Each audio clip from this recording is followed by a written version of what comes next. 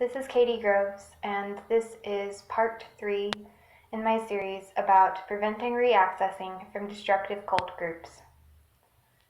If you have not done so already, I ask that you please watch the first 2 parts of my deprogramming series, linked in the description below, for disclaimers and safety measures you can take while watching these videos. In this video, I'm going to be talking about what I consider to actually be a rather advanced form of preventing reaccessing using an advanced form of mind control programming.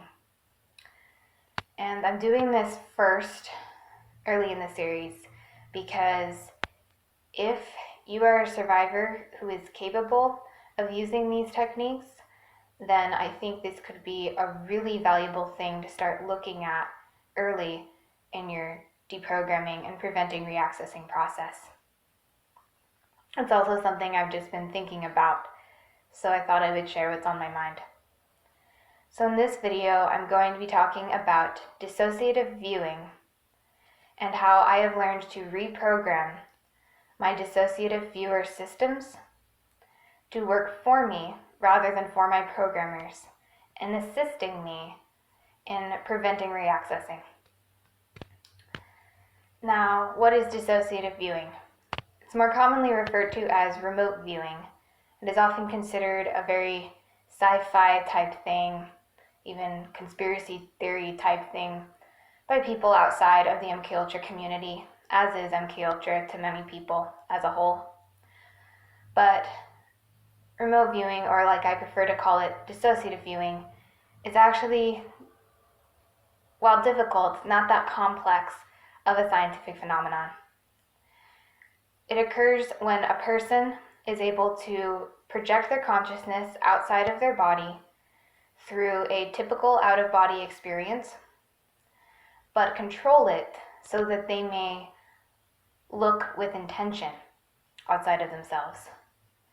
And part of why I like to call it dissociative viewing rather than remote viewing is because I think remote viewing implies that one is looking very far away, but I prefer to look at the whole process as something that ranges on a spectrum, from the most extreme end being viewing across the world or into outer space or far below the ocean surface, all the way down to a very simple process of projecting one's consciousness directly outside their body, say right behind them, so that they can look from behind themselves, essentially have eyes at the back of their head. And many MKUltra slaves, in my experience, are not capable of remotely viewing, but have some capacity to dissociatively view within a short range of their body. And so I'm not just speaking to those who can view far away, but if you have any control whatsoever over your ability to project your consciousness outside of your body, even just within a short distance from yourself, this may be a very valuable tool in preventing reaccessing. So how does this relate to preventing reaccessing? Well, I'm going to talk about some of the ways that I have gained control over my systems with dissociative viewing in order to prevent it. One of the things I've done is I have placed tags on people who I am unsure are in the cult. So there's a whole protocol I take for those I know to be in the cult and how to prevent being accessed by them. But I've frequently been targeted throughout my recovery process by people posing as allies, as friends, members of recovery groups who are actually programmed or handlers with sociopathic tendencies who are there to access my programming. And so in determining whether or not people are programmed, people I don't know, people I'm not aware that I knew, there are many different things I can do, and that's what this series is going to help, in part, others determine. But one of the most useful things that I've been able to do is to dissociatively view people who I think may be involved in the cult. And so I'm literally talking about spying on others through out-of-body experience, enough to determine whether or not they are cult involved. And this video is meant to serve as an overview. I'm going to do multiple videos on this and talk about how I do this and specifically how I've gained access to my systems that were programmed to do this for cult use, for military use, and how I have reprogrammed them to work for me. Another thing that I do that I've found extremely helpful, I don't do it as much anymore because I feel relatively safe where I live. But back when I was living in unsafe places earlier in my recovery, especially when I was homeless, I used my remote or dissociative viewing systems, to hover above my body and within certain parameters around me while I slept. So say to watch my whole house or the block when I was sleeping outside, to watch to see if anyone at all was going to approach me and mess with me. So this is useful if someone were to break into my house. I had a dissociative part outside my body while I slept that was there to let me know. If someone were to try and mess with me to trigger me while I slept, when I was living with cult members, a dissociative viewer part could wake me up before that happened. And I did have successes with this multiple times when I was being messed with within my home. So these are some really useful things I've found that dissociative viewing has applications for. Now, I meant to say this earlier, but I'm going to just say it now. I want to be clear that I do not like to use my programming for any reason.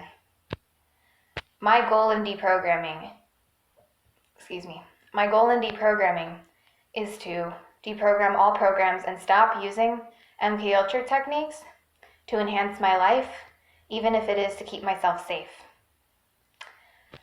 I have, however, been trained to have rather unique abilities, or rather uncommon abilities, like dissociative viewing, as a result of years of MKUltra torture. And while the systems in place that enable me to do this are trauma-based, I do experience pain when I use their abilities, or more accurately, when I keep their programming alive. While the systems feel pain, keeping them programmed to some degree has been beneficial as an emergency means of protecting myself during the deprogramming process. And so while I do not want to keep my programming intact, I have found it incredibly useful to reprogram certain dissociative systems to use their programming in ways that serve me rather than the cult. And so that is what I'm talking about here.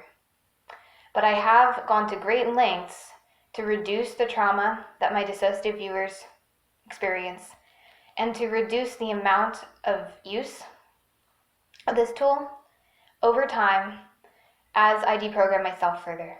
So the more deprogrammed I am, the less I use this tool. And I've also gone to great lengths to recall remote viewers, especially the ones who are viewing really far away, but also dissociative viewers within my more immediate surroundings, back into my system and integrate them so that any unnecessary viewing that, say, served the military, the cult, without serving me, is no longer creating stress, is no longer part of my life. So most of what I do with my dissociative viewers is recall them and deprogram them.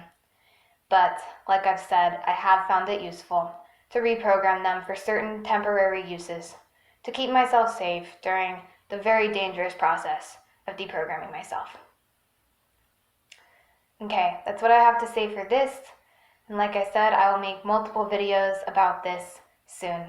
I also have several videos to make for my deprogramming series about specific types of programs that can sabotage the deprogramming process, which was the title of a video I made in part 2 of this series. But I'm going to make several supplemental videos for it in my deprogramming series. So that's coming soon. Thanks.